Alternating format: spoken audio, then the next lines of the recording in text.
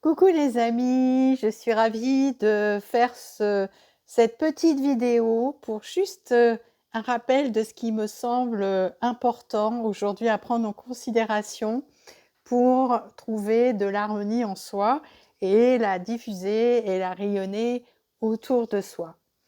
En réalité, nous ne pouvons pas faire abstraction des différentes dimensions qui nous constituent ou des différents constituants qui font que nous sommes des êtres humains et humaines.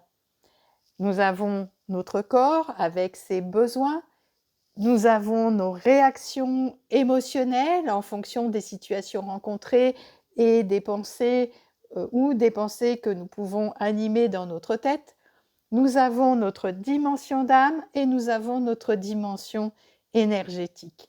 Et lorsque nous privilégions une de ces dimensions plutôt qu'une autre, ou si nous mettons de côté une ou plusieurs de ces dimensions, comme par exemple, je ne suis pas en contact avec mon corps, je ne sais pas trop ce qui s'y passe, je ne sais pas repérer quand je suis fatiguée, je ne sais pas repérer quand je n'ai plus faim ou quand j'ai faim, ou si je veux mettre de côté ma dimension émotionnelle parce que c'est trop mouvementé, c'est trop dur, ou si je n'ai pas conscience que je suis aussi un être énergétique, si je ne veux pas écouter ce que dit mon âme dans ce qui va m'animer sur cette planète, sur cette terre, dans les choix de mon lieu d'habitation ou les choix de l'activité professionnelle que j'ai envie de faire.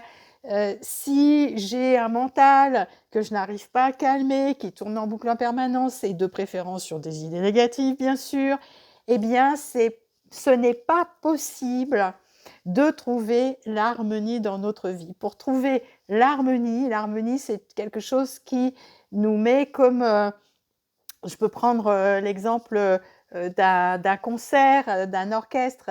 Un orchestre harmonieux, ce sont tous les instruments qui jouent ensemble une même partition, même s'ils ont leur propre rythme à jouer leur propre mélodie. Et chacune de ces parties qui nous animent et qui nous constituent jouent aussi leur propre rythme et leur propre mélodie. Mais le tout, c'est de trouver comment justement nous pouvons relier ces différentes dimensions ensemble pour que nous puissions les exprimer l'être de manière la plus complète possible. Alors, je vous propose un petit questionnement intérieur du jour. Par rapport au corps, posez-vous la question, posez-vous aussi à un endroit donné. Il y a le poser P-A-U-S-Z et poser P-O-S-Z.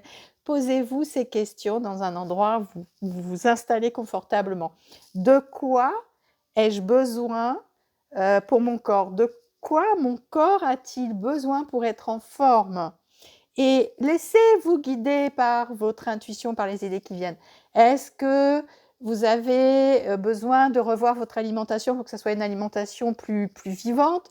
Est-ce que votre corps a besoin de repos ou au contraire de mouvement? Posez-vous ces questions par rapport à votre dimension corporelle et biologique. Ensuite, de quoi ai-je besoin pour nourrir mon affectivité? Et ça, c'est important, cette sphère affective, sentimentale, émotionnelle a besoin d'être nourrie aussi. Est-ce que vous avez besoin d'avoir des relations qui sont portées par la joie? Est-ce que vous avez besoin juste de profiter d'un beau paysage et de juste vous laisser porter émotionnellement parce que la nature vous procure? Ou au contraire, est-ce que vous avez besoin de jouer par exemple avec votre animal de compagnie si vous en avez un, ou tout simplement jouer pour activer cette émotion, ce sentiment de joie à l'intérieur de vous? Posez-vous cette question. Et puis, la question qui concerne l'âme, de quoi votre âme a besoin? De quoi mon âme a besoin aujourd'hui? Est-ce que c'est de faire des choses qui plaisent? Est-ce que c'est au contraire de s'intérioriser, de méditer juste pour être capable de se recentrer?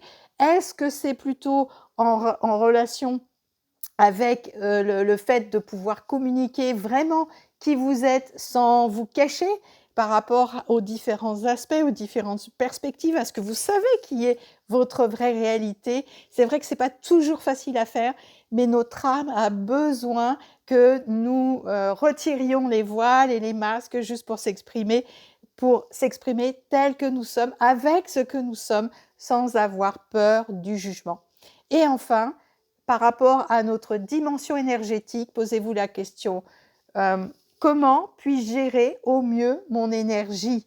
Et là, ça fait appel à nos structures énergétiques. Est-ce qu'il y a un ou plusieurs chakras qui ont besoin d'être réparés, d'être nettoyés, d'être équilibrés ou harmonisés? Ou, au contraire, enfin pas au contraire, mais est-ce que vous avez besoin de rééquilibrer votre champ d'énergie? Est-ce que par hasard, il y aurait des choses à nettoyer dans ce champ d'énergie? Est-ce qu'il y aurait des fuites énergétiques à réparer, surtout après une intervention chirurgicale? On ne s'en rend pas compte, mais ça peut donner beaucoup de fatigue et un manque de récupération d'énergie physique.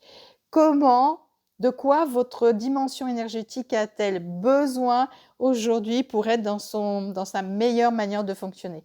Et quand vous reliez toutes ces dimensions qui sont constitutives de l'être humain, vraiment, même si on n'a pas ces idées, on n'a pas ces perceptions, on n'a pas éduqué de cette manière, elles font partie de nous en tant qu'être humain, qu'on le veuille ou non, qu'on en soit conscient, consciente ou pas, nous avons toutes ces dimensions qui nous constituent.